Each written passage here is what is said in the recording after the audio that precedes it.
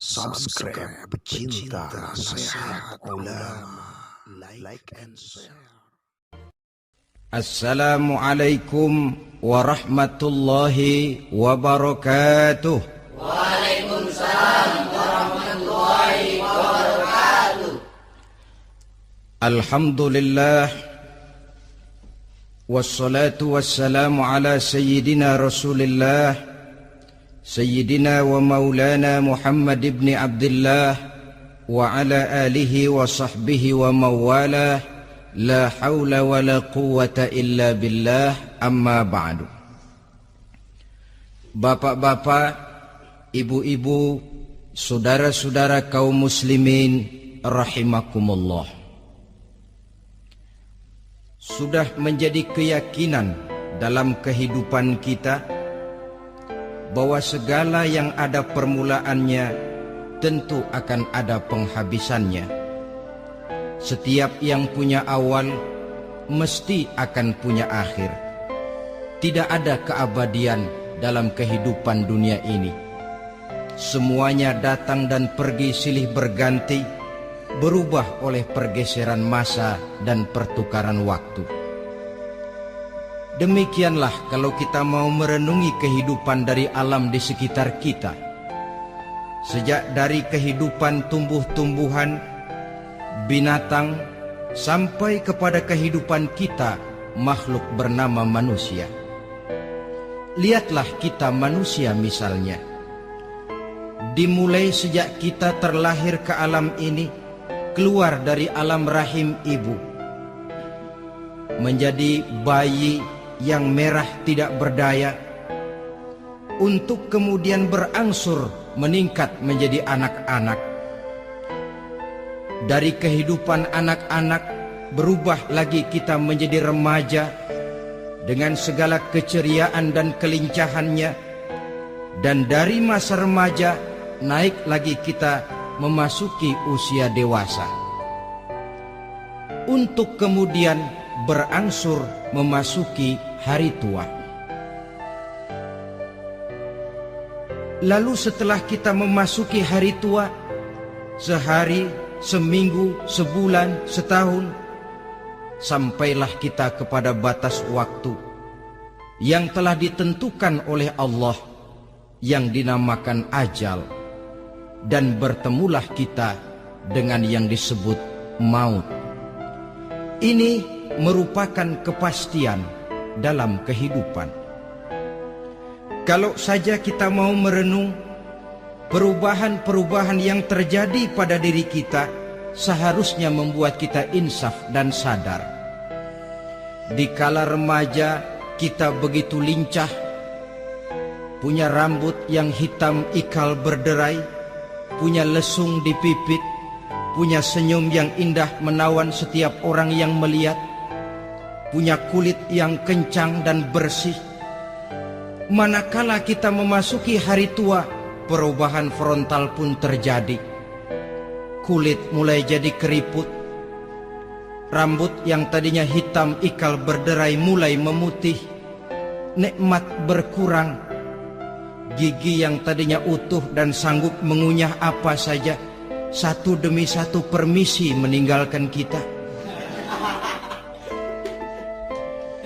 Sangat boleh jadi dikala remaja kita senyum semua orang terpikat, dikala hari tua dengan kulit yang keriput dan gigi yang tidak ada lagi, manakala kita senyum mungkin orang bakal lari dari sekitar kita. Kemana keindahan yang tadinya begitu menawan? Kemana senyum lesung pipit yang tadinya menarik perhatian orang? Pergi meninggalkan kita, berubah oleh pergeseran masa dan pertukaran waktu. Nah, bila maut datang menjemput kita, selesailah kehidupan sampai di situ? Ternyata belum. Kalau lahir merupakan perpindahan hidup dari alam rahim ke alam dunia, maka mati hakikatnya merupakan perpindahan hidup dari alam dunia ini ke alam kehidupan yang berikutnya, yang dinamakan dengan alam barzakh. Andai kata hidup cuma sekali, Secara moral kita sanggup berkata, alangkah tidak adilnya Tuhan. Kenapa? Dalam kehidupan ini kan aneka ragam terjadi. Ada orang yang zolim, ada orang yang dizolimi. Ada orang yang membunuh, ada orang yang terbunuh. Ada orang yang kaya, ada orang yang miskin. Ada orang yang jujur, ada orang yang menghalalkan segala cara. Sehingga banyak ketidakadilan yang terlepas daripada pengadilan dunia. Lalu orang pun bilang, di dunia ini katanya banyak pengadilan tapi sulit keadilan. Di dunia ini mudah mencari pengadilan tapi sulit untuk mencari ketidakadilan. Andai kata hidup cuma sekali, tidak akan ada hidup sesudah hidup yang sekarang ini. Bagaimanakah nasib mereka yang lepas dari pengadilan dunia ini? Alangkah tidak adilnya Allah, andai kata tidak ada kehidupan sesudah hidup yang sekarang. Tentulah akan terjadi di mana orang menghalalkan segala macam cara untuk mencapai tujuan. Yang penting kan saya kaya, yang penting kan saya punya jabatan dan kedudukan tinggi. Kalau perlu jilat atas, jilat atas. Kalau perlu sikut kiri kanan, sikut kiri kanan. Kalau perlu injak bawah, injak yang bawah. Ini prinsip daripada orang-orang komunis. Dan pantas karena mereka tidak percaya kepada kiamat. Pantas karena mereka tidak percaya akan adanya kehidupan sesudah hidup yang sekarang ini.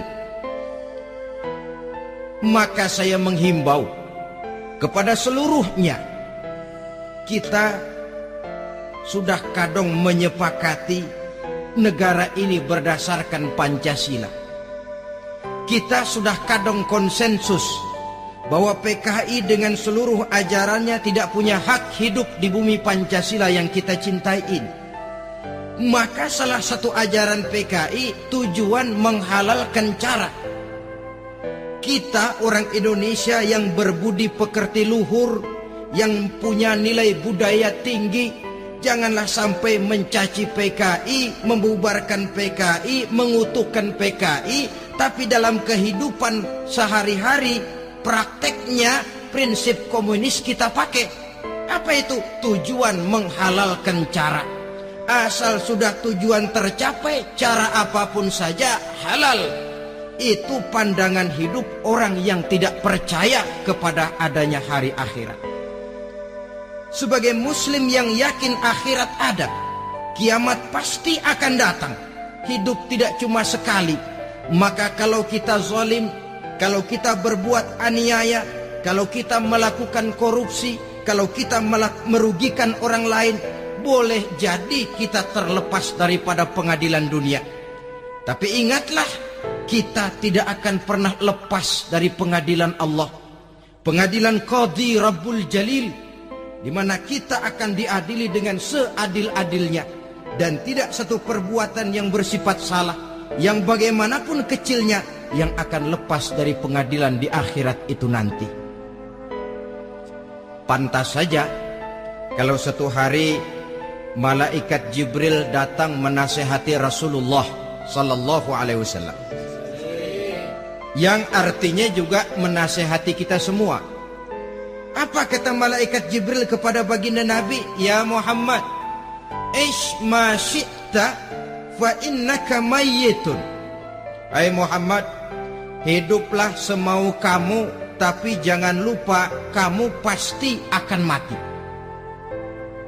Kalau memang dilarang tidak terlarang, dicegah tidak tercegah, kamu mau melaksanakan hidup menurut maumu sendiri, persilakan, hiduplah menurut mau dan gayamu. Tapi jangan lupa, fa innaka mayyitun, satu saat kau pasti bakal mati. Dan mati itu bukan akhir dari segalanya. Dia babak baru bagi kehidupan selanjutnya. Silakan hidup menurut maumu, tapi jangan lupa kau pasti akan mati. Wa'mal ma syi'ta fa innaka majziyun bih. Kerjakan apa saja yang kamu mau. Kalau kau mau menghalalkan segala macam cara, persilahkan halalkan segala macam cara. Tapi jangan lupa kau akan mendapat balasan dari seluruh amal perbuatanmu. Wa ahbib ma syi'ta fa innaka mufariquhu.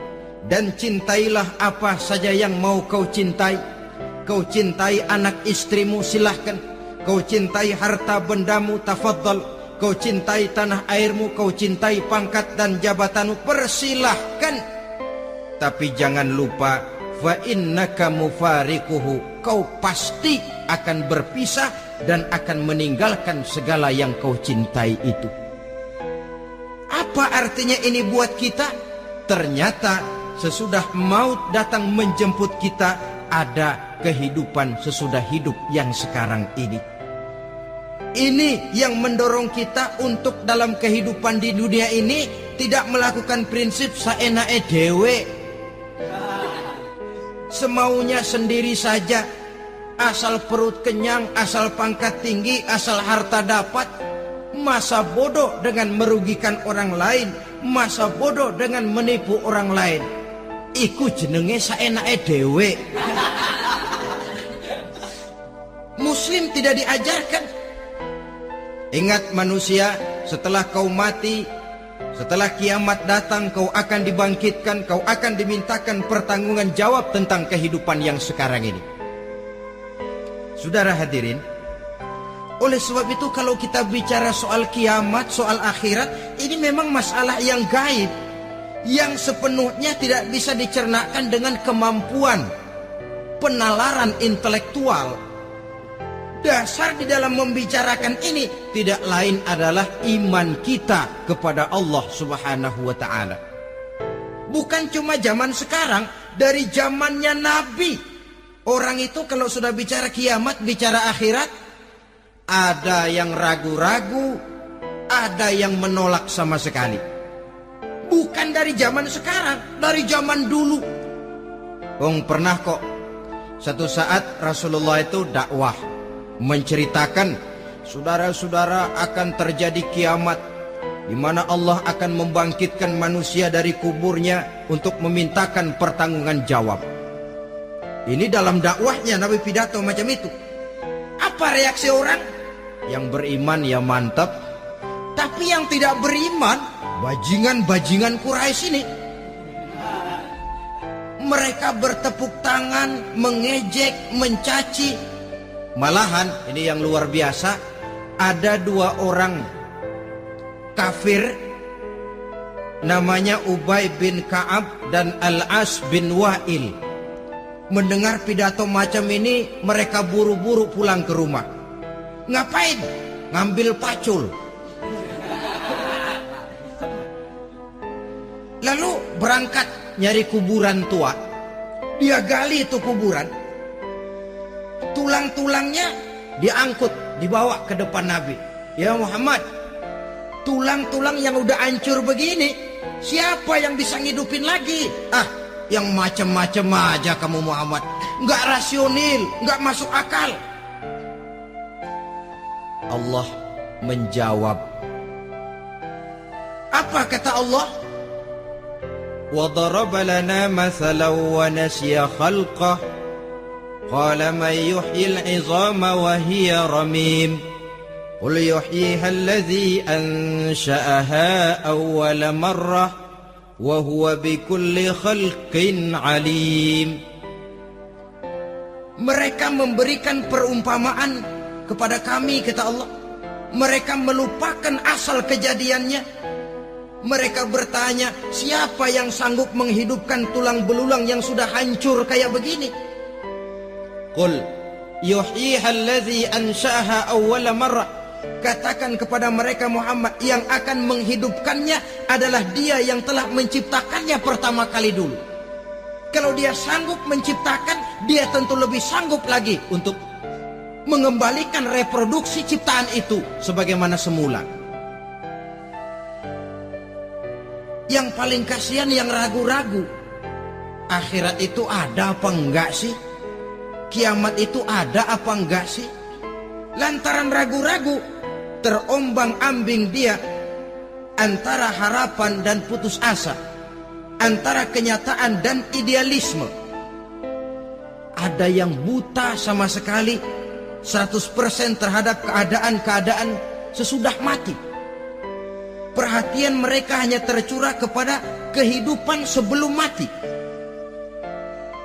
Yang mereka perhatikan siang dan malam tidak lebih daripada urusan perut. Pergi pagi pulang sore, peras keringat, banting tulang. Cuma soal makan, soal minum, soal pakaian, soal kendaraan, soal rumah tangga, soal anak, soal istri.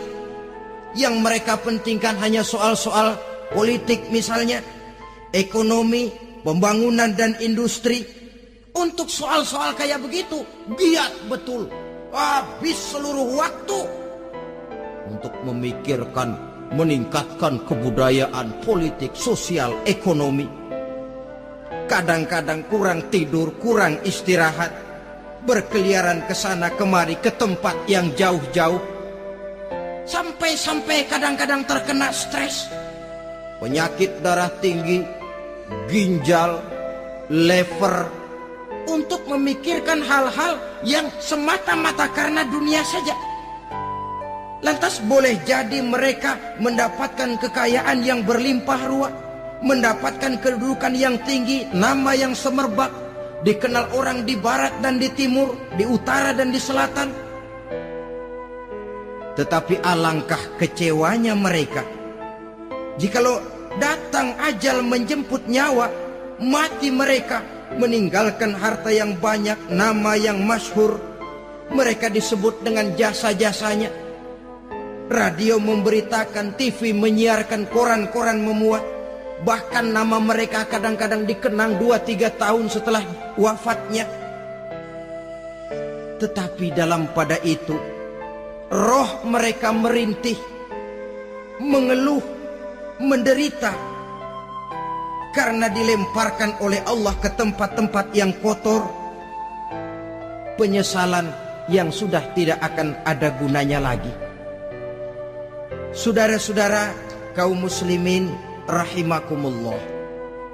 Oleh karena itu, kehidupan akhirat bukanlah dongeng dan takhayul, bukan khurafat dan hayalan.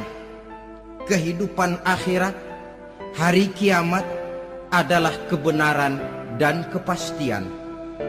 Dalam surah Al-Hajj ayat ke-7, Allah Subhanahu wa ta'ala menyatakan, wa anna as-sa'ata atiyatun la raiba fiha wa anna Allah yab'atsu man fil qubur. Dan bahwasanya kiamat itu sesungguhnya adalah sesuatu yang pasti dan tidak ada keraguan-raguan lagi di dalamnya. Dan bahwasanya Allah sungguh-sungguh akan membangkitkan manusia dari kuburnya masing-masing. Nah, kalau kita sudah yakin kiamat sesuatu yang pasti adanya, akhirat sesuatu yang pasti adanya, dari mana pembicaraan tentang kiamat ini kita mulai? Tentu dari diri kita. Marilah kita mencoba melihat proses perjalanan hidup ini sampai kita memasuki kiamat. Hadirin, tidak ada makhluk secantik manusia. Tidak percaya? Pernah keragunan? Nah, saudara masuk ke kebun binatang. Segala macam makhluk ada di situ. Ratusan macam jenis binatang. Bandingkan dengan saudara, kira-kira cakep mana?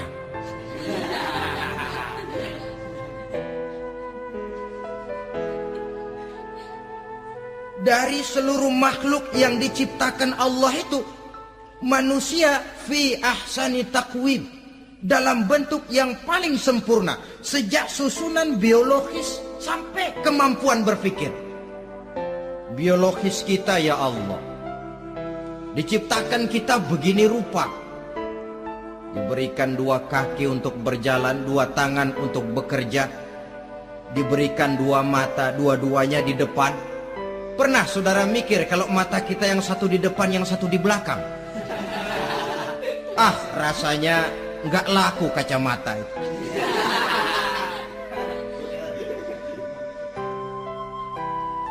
Diberikan hidung dengan dua lubang, tahu betul Allah ke bawah lagi lubangnya.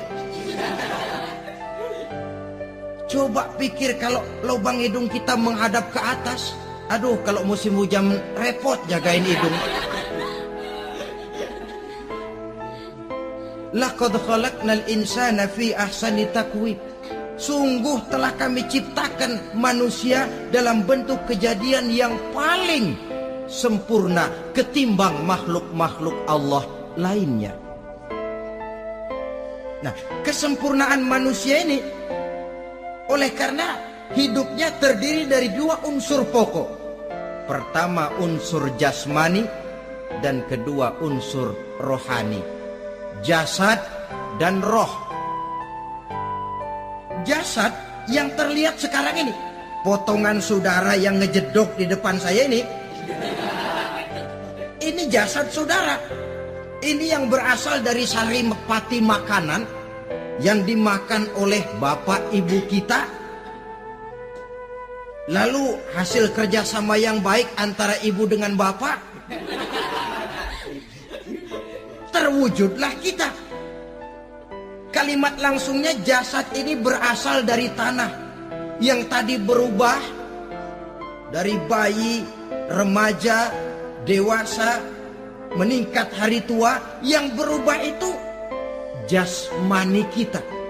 Kenapa? Karena jasmani itu materi, benda, daya tahannya terbatas. Dia berubah oleh pergeseran masa dan pertukaran waktu. Apa ada orang makin tua makin cakep? Jasmani oleh karena dia materi, dia berubah oleh pergeseran masa dan pertukaran waktu. Nah, yang menyebabkan jasmani itu bergerak karena ada roh di dalamnya. Ini yang menyebabkan kehidupan. Ini yang menjadi sumber kehidupan, pusat kesadaran dan pengertian dalam kehidupan manusia. Tanpa roh dalam diri kita, maka jasad kita. Pernah lihat orang mati? Nah, itu kalau orang mati, coba perhatikan. Apanya yang kurang? Kupingnya masih ada, tapi sudah tidak sanggup mendengar. Matanya masih lengkap, tapi tidak mampu melihat. Jangankan melihat, terbuka saja tidak. Mulutnya masih ada, tapi sudah tidak bicara lagi. Telinganya cukup, tapi sudah tidak sanggup mendengar. Kakinya lengkap, tapi tidak mampu lagi berjalan. Apa penyebabnya itu? Ternyata jasmani kita, jasad ini manakala sudah ditinggalkan oleh ruh, dia tidak akan bisa berdaya apa-apa. Tidak mampu berjalan, tidak pula berbuat, tidak pula bekerja apapun saja. Saudara-saudara, dua-duanya punya kebutuhan. Jasmani ada kebutuhannya, rohani pun ada kebutuhannya. Jasmani yang jelas perlu makan, perlu minum, perlu tidur, perlu pakaian, dan sebagainya. Nah, apabila saat berpisah datang, ajal sampai, berpisahlah roh dan jasad. Dan itulah yang dinamakan dengan maut. Jadi apa sih mati itu? Mati adalah berpisahnya roh dengan jasad. Sebab itu Islam sangat menganjurkan kita untuk banyak-banyak mengingat mati. Bagaimana caranya mengingat mati? Pertama, mati itu kan pasti. Kira-kira yang hadir di sini ada yang nggak mati nggak kira-kira? Semuanya bakal mati kan? Berani? Sekarang mau? Saudara, sebenarnya kalau kita merenung lebih jauh, orang itu tidak perlu takut mati. Walaupun tidak boleh terlalu berani menghadapi mati. Karena bagaimanapun takutnya kita kepada mati, toh dia pasti datang. Bagaimanapun beraninya kita mati, kalau belum ajal ya tidak mati juga. Jadi muslim itu kan harus berani menghadapi hidup dan tidak takut menghadapi mati. Mati adalah sesuatu yang pasti. Muslim dianjurkan banyak-banyak mengingat mati dalam kehidupan.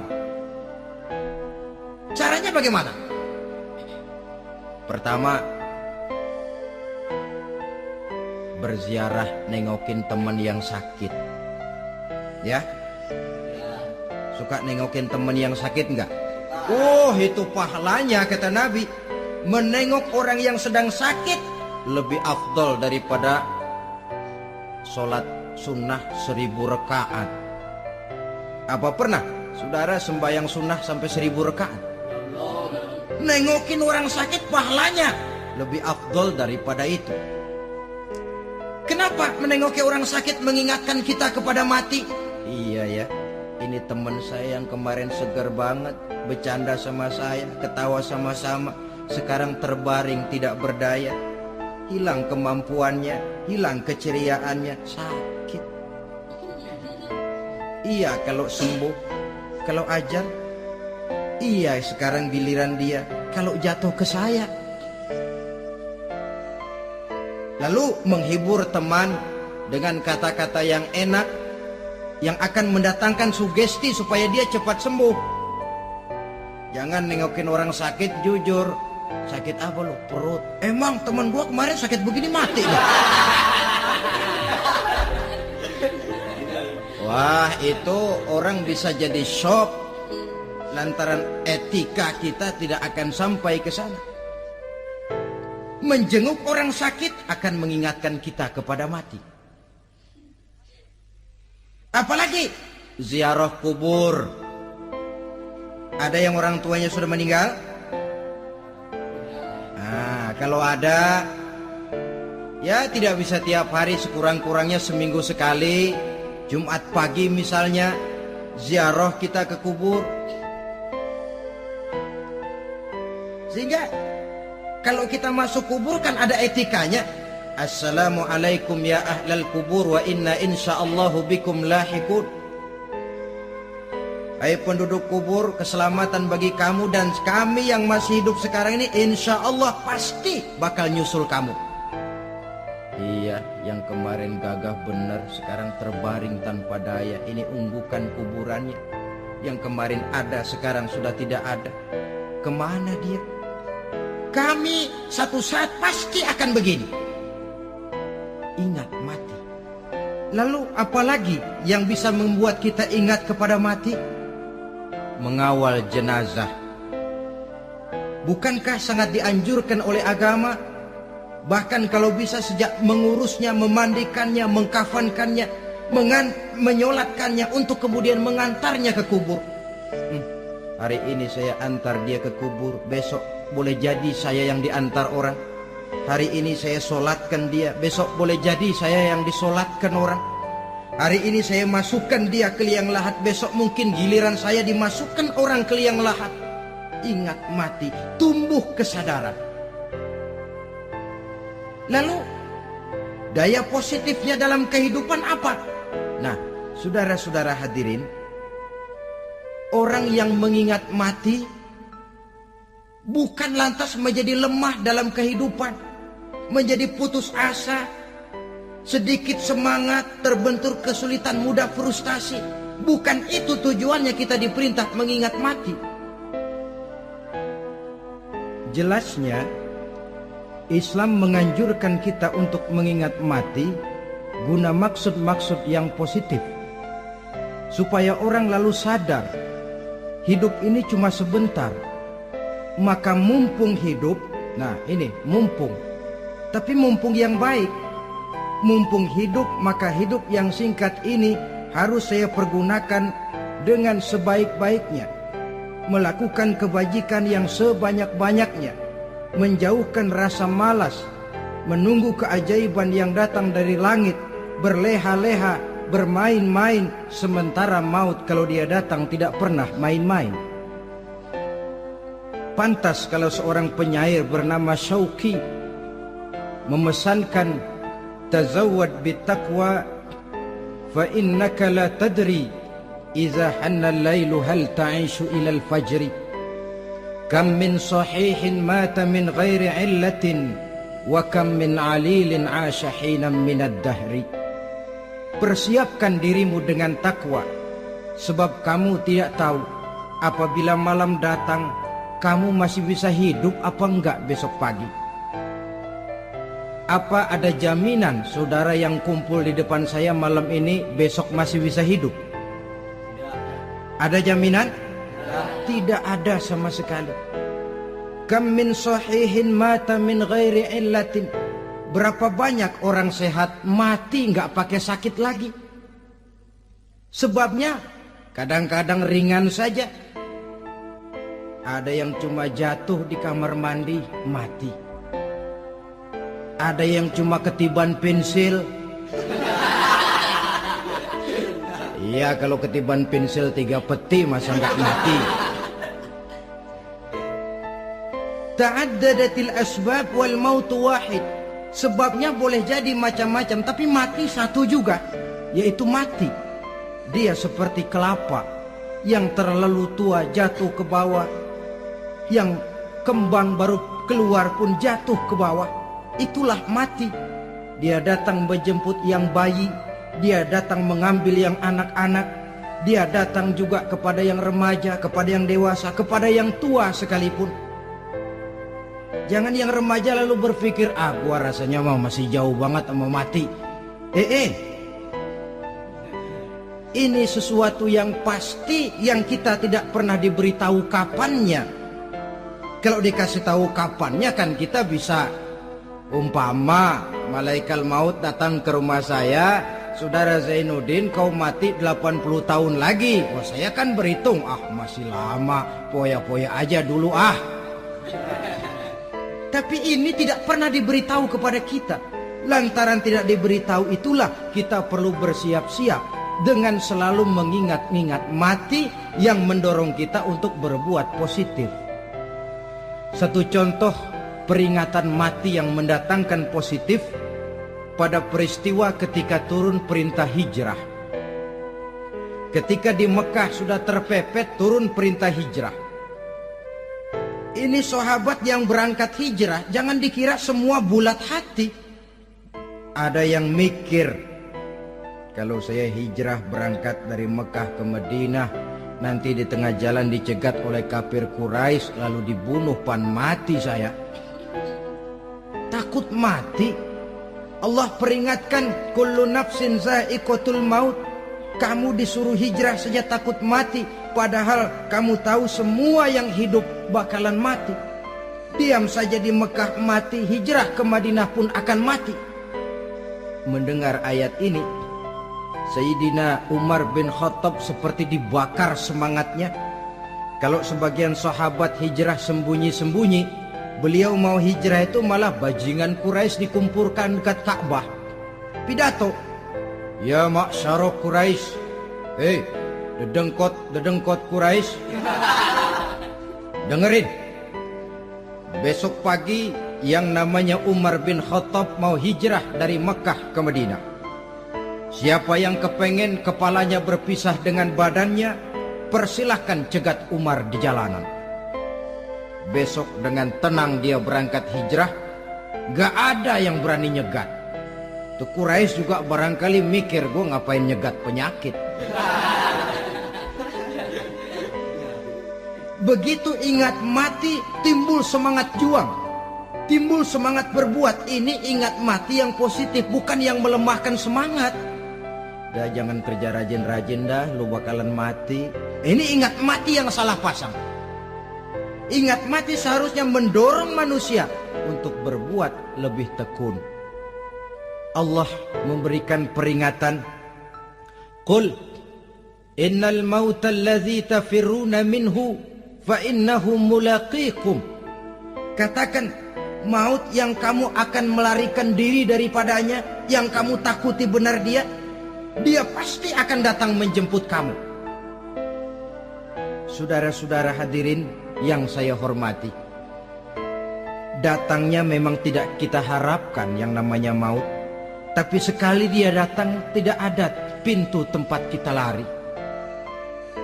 Dia memang tidak pernah kita undang. Tapi sekali dia datang, mengetok pintu, kekuatan apa yang bisa menolak? Dia sebuah tanda seru dalam kehidupan. Apa yang menyebabkan orang takut mati? Pertama barangkali karena dia tidak tahu bagaimana kehidupan sesudah mati. Alam kubur gelap, alam akhirat gelap.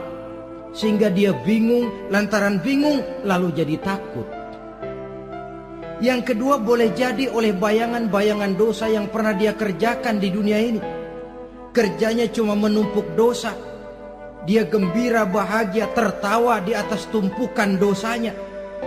Merasa segan berpisah dengan seluruh kehidupan ini. Sehingga boleh jadi maut adalah sesuatu yang ditakutkannya benar dalam kehidupan. Tapi bagaimanapun takutnya, tidak ada tempat lari dari dia. Dalam ayat lain Allah jelaskan, Aynama takunu yudrikumul mautu walau kuntum fi burujim musayyadah.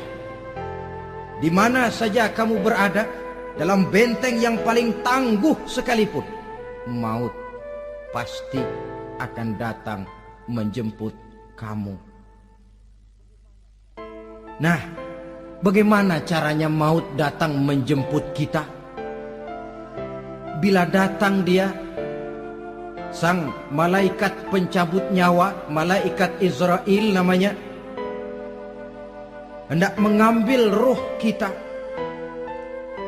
Dalam suasana macam begitu, di akhir kehidupan dunia, dalam berhadapan dengan sakaratul maut, terbagilah manusia dalam dua bagian besar. Pertama, yang menghadapi sakaratul maut itu dengan husnul khatimah, baik di akhirnya, sehingga pada saat ruhnya berpisah dengan jasadnya, kelihatan dia seperti senyum, mukanya cerah. Bahkan sebelum itu boleh jadi dia sempat meninggalkan pesan-pesan yang baik. Ada yang sempat azan, ada yang sempat baca Quran. Pernah kan nemui orang yang mau mati seperti itu? Yang sempat azan, yang sempat baca Quran, yang sempat meninggalkan wasiat-wasiat yang baik. Sebab apa? Malaikat maut datang menjemput mereka juga dengan baik-baik. Dicabut ruhnya perlahan-lahan, tapi sungguh pun perlahan-lahan. Pedihnya, sakitnya tetap tiada tara. Rasulullah Sallallahu Alaihi Wasallam, dikala beliau hendak berhadapan dengan sakaratul maut, diceritakan mencelupkan tangannya ke dalam gelas berisi air, lalu mengusapkannya ke muka beliau seraya berdoa, "Ya Allah, mudahkan saya dalam menghadapi sekarat ini." Beliau juga yang mengatakan bahwa sakitnya sakaratul maut sama dengan 300 kali bacokan pedang. Sehingga kita diajarkan doa, di antara doa selamat itu kan ada Allahumma hawwin alaina fi sakaratil. Ya Allah, mudahkan saya di dalam menghadapi sakaratul maut itu. Ketika ruh ini keluar dari jasad, mata masih mengikuti ruh itu.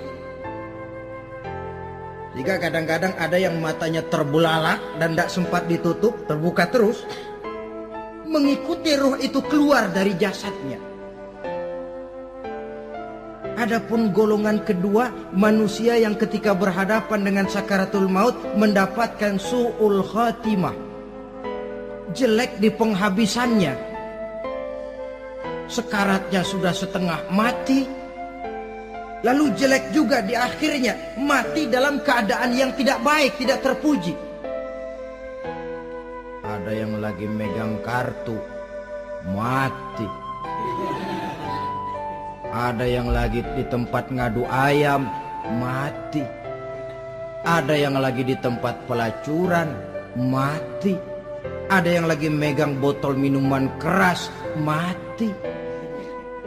Nih barangkali malaikat maut gemes banget nariknya, lu bajingan, lu tarik terus ya. Mati su'ul khatimah. Makanya bagus itu. Kadang-kadang di majelis-majelis taklim kan sering dibaca, ya Allah biha, ya Allah biha, ya Allah bihusnil khatimah. Kan ada itu? Ada enggak? Saudara hadirin, mohon agar oleh Allah kita diberikan husnul khatimah, baik di saat ruh akan berpisah dengan jasad. Ini sesuatu yang pasti. Sang malaikat maut datang menjemput nyawa. Setelah ruh berpisah dari badan, maka tinggallah sang badan, ditangisi oleh semua yang kita tinggalkan. Sehingga kepada putrinya Fatimah, ketika malaikat maut datang hendak menjemput baginda Nabi, beliau berkata kepada anaknya, Fatimah, kamu tahu siapa yang datang? Saya tidak tahu, Bapak. Yang datang hadimul lazat. Itu dia yang menghancurkan seluruh kesenangan dunia. Wa qati'u syahwat, yang memisahkan kita dengan seluruh yang kita cintai. Dia malaikat maut, Pak. Manakala jasad sudah ditinggalkan oleh ruh, itulah yang dikerubungi orang. Anak menangis, istri menangis, orang tua bersedih, teman-teman merasa kehilangan, menangisi jasad.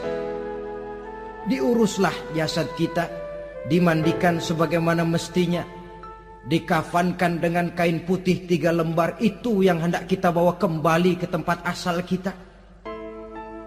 Pakaian sutra, jas yang mereknya Switzerland wool, kain yang Samarinda, sepatu yang Belly atau Beltoni, jam tangan yang Rolex, kendaraan yang serba mewah. Tidak ada yang menyertai kita. Kain putih 3 lembar itu saja lagi. Demi setelah dikafankan, dibujurkan kita menghadap ke arah kiblat. Orang banyak pun datang menyolatkan kita dengan 4 takbir, diiringi dengan doa. Lalu upacara pelepasan, berangkat kita meninggalkan anak, istri, suami, kampung halaman, tanah air, bahkan alam dunia ini. Selamat tinggal alam dan seluruh isinya. Tinggallah yang tinggal. Saya akan kembali ke tempat asal dari mana saya datang, untuk kembali mempertanggungjawabkan seluruh perbuatan saya dalam kehidupan ini. Manakala upacara pelepasan selesailah sudah, dimasukkan kita ke keranda jenazah, digotong orang, bismillah wa ala millati rasulillah, dibawa ke tempat peristirahatan terakhir katanya. Padahal dulu kalau mau kita istirahat, ke villa lah kita, ke Bali lah kita, ke Hong Kong lah kita, ke tempat-tempat tamasya yang indah.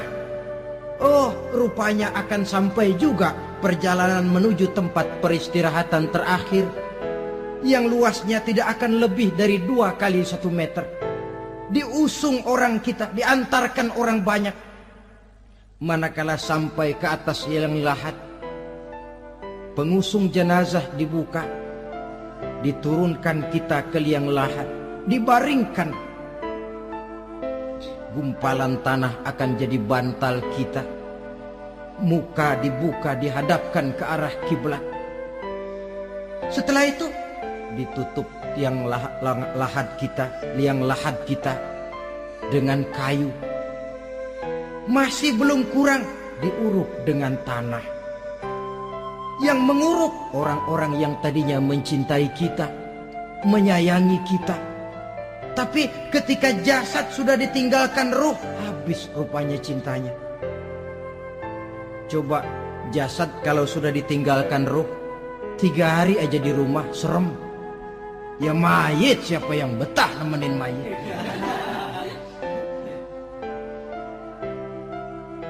Lalu bila upacara pemakaman selesai, maka berusahalah semuanya.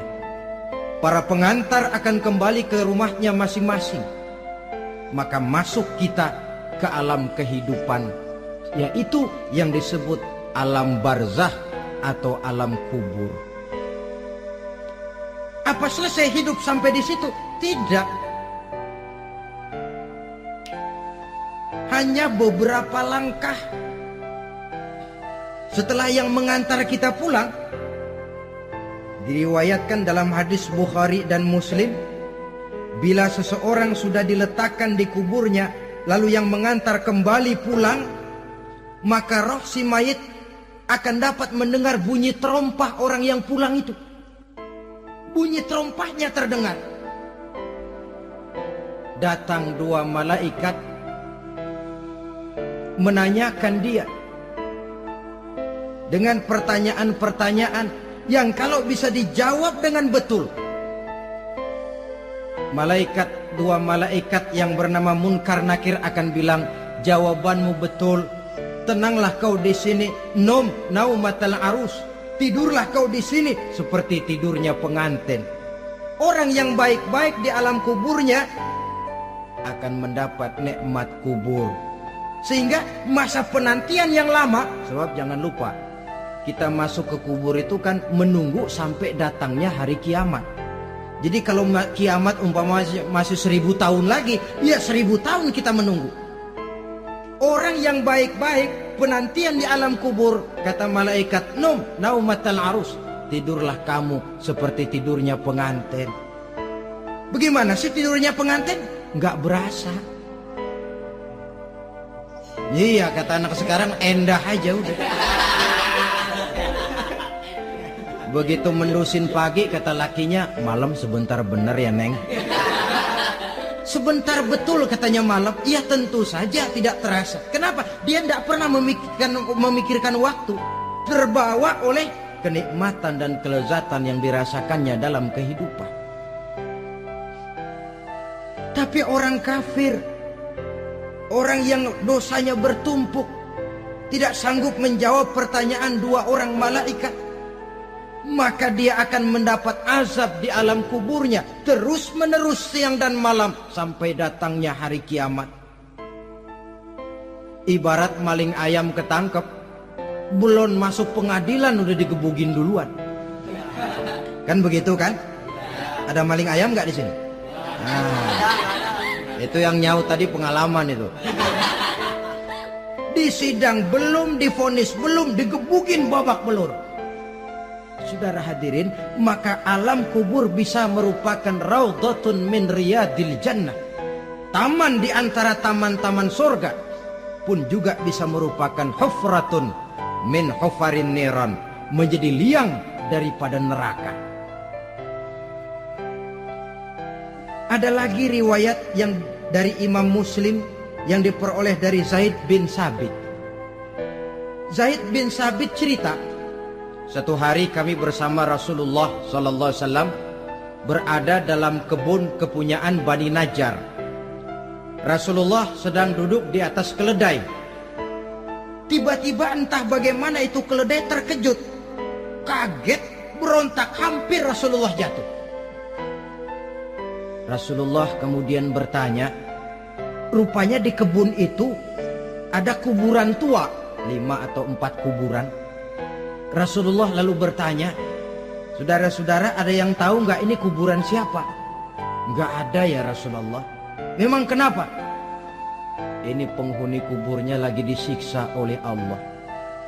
Andai kata boleh saya mohon kepada Allah supaya kamu dengar seperti yang saya dengar, andai kata saja kamu kuat mendengarnya, saya pasti akan berdoa. Tapi sayang, saya yakin kamu pasti tidak akan kuat mendengar mereka mendapat azab di kuburnya. Hadis sahih riwayat Imam Muslim dari Zaid bin Sabit. Kehidupan di alam barzah Pak, iya kalau yang matinya dikuburin. Lah kalau yang matinya diceburin ke laut, dibakar, di medan perang hilang gak ketahuan kemana jenazahnya.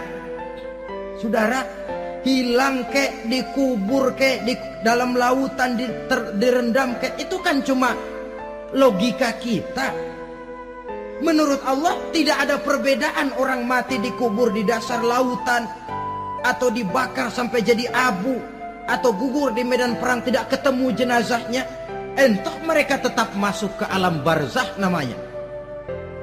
Jasad boleh hancur, tapi roh sebagai sumber kehidupan, pusat kesadaran dan pengertian, dia tetap ada, mengalami kebahagiaan dan kegembiraan, atau mengalami kepedihan dan penderitaan, bergantung kepada amalan yang kita lakukan dalam kehidupan di dunia ini. Maka dalam Yasin tadi kan jelas, qul yuhyiha alladzi ansha'aha awwala marrah, yang menghidupkan mereka yang dikubur di dasar lautan, mereka yang dibakar sampai jadi abu, yang akan menghidupkan ialah Allah yang menciptakan mereka dulu pertama kalinya. Jadi kalau sudah ada aslinya, ya tentu tidak perlu contoh lagi, akan sangat mudah membuatnya. Orang tua kita, keluarga kita yang sudah berpulang, mereka di alam barzakh sekarang ini bisa mendapat nikmat kubur, bisa mendapat azab kubur, bergantung amalan mereka dalam kehidupan di dunia ini. Dalam Musnad Imam Ahmad dan Sahih Abi Hatim malah ada tambahan riwayat, orang yang banyak kebajikannya di dunia, amalannya akan datang menemani dia. Sholatnya dekat kepalanya, puasa sebelah kanan, zakat sebelah kiri, menghibur dia. Malahan dikatakan berbentuk orang yang cantik menemani dia di alam kuburnya. Aneh, dia tanya, man anta lam ara fid dunya ajmal minka. Siapa kamu? Di dunia ini belum pernah saya melihat orang secantik kamu. Dia jawab, ana amaluka soleh. Saya adalah amalmu yang soleh yang kau kerjakan waktu di dunia. Saya sekarang diperintahkan untuk menemani kamu di sini. Alhamdulillah. Sedangkan amalnya yang jahat akan datang dalam bentuk yang menyeramkan menemani dia di sana. Bayangin deh, di kuburan ditemenin yang serem-serem. Sama juga di dunia. Di dunia, kalau kita di tempat gelap ditemenin orang cakep, enak nggak? Wah, pengalaman. Tapi coba bayangin, sudah tempatnya gelap, yang nemenin jelek nggak ketulungan, gerah kita. Nah, saudara hadirin yang saya hormati, lalu bagaimana tempat arwah-arwah yang sudah kembali menghadap Allah yang disebut mustaqarrul arwah itu? Macam-macam tingkatannya sesuai dengan profesi dan amalannya waktu di dunia. Ada roh-roh itu yang setelah pisah dengan jasad, artinya mati, ditempatkan di tempat yang disebut a'la iliyin, tempat yang tertinggi. Siapa ini? Arwahnya para nabi dan para rasul. Ini fi a'la iliyin, di tempat yang tertinggi. Arwahnya para nabi, arwahnya para rasul. Dan karena kita bukan nabi, bukan rasul, ya jangan mimpi dapat tempat fi a'la iliyin, kecuali kalau Allah menghendaki. Itu hak prerogatif Allah. Tapi kan tidak adil kalau Allah melakukan itu. Ini kelompok roh-roh yang masuk golongan VIP. Wah, the first class. Para nabi, para rasul. Lalu ada pula roh-roh itu yang setelah pisah dengan jasadnya diumpamakan seperti burung-burung hijau yang berterbangan di perkebun-kebunan surga. Roh siapa mereka ini? Rohnya para syuhada, orang-orang yang mati syahid gugur membela agama, Nah, ini bedanya orang mati syahid dengan pahlawan ya. Apa bedanya syuhada dengan pahlawan? Kalau syuhada, orang yang gugur membela agama, niatnya karena Allah, mati syahid. Kalau pahlawan, orang yang gugur membela negara, orang yang dianggap berjasa kepada pemerintah. Klimaksnya, kalau orang mati syahid jelas surga, tapi pahlawan belum tentu surga. Kenapa? Bergantung kepada negara macam apa yang dibelanya dan pemerintah model mana yang dibelanya. Di negara-negara komunis misalnya, banyak nggak pahlawan? Dengan sekian tanda jasa yang mati di medan perang dan sebagainya. Kira-kira pahlawan komunis masuk surga enggak? Ya, kalau pahlawan komunis masuk surga, kita enggak kebagian kapling di surga barangkali. Inilah bedanya pahlawan dengan orang mati syahid. Kemudian ada pula roh itu yang tertahan di pintu surga. Tertahan di pintu surga. Ini seperti tadi, orang yang mati syahid tapi masih ada kaitan di dunia. Rasulullah pernah ditanya orang, ya Rasul, kalau saya maju ke medan perang bela agama, mati syahid, apa saya masuk surga? Iya, masuk surga. Kecuali kata Nabi, kalau masih punya utang. Nah, tertahan di pintu surga. Ada pula roh itu yang tertahan di alam kuburnya. Ini umumnya seperti tadi itu. Ada mempunyai dosa, mempunyai kesalahan, sehingga merasakan azab kubur. Ada juga roh itu yang tertahan di permukaan bumi. Mereka yang dalam hidup selalu menumpuk dosa-dosa yang besar, meninggal sebelum keburu untuk bertaubat. Saudara hadirin yang saya hormati, inilah yang kita khawatirkan. Sebab jikalau pada saat roh sudah datang, jikalau saatnya roh datang berpisah dengan jasad, menemukan sakaratul maut, saat itu taubat sudah tidak akan ada gunanya lagi.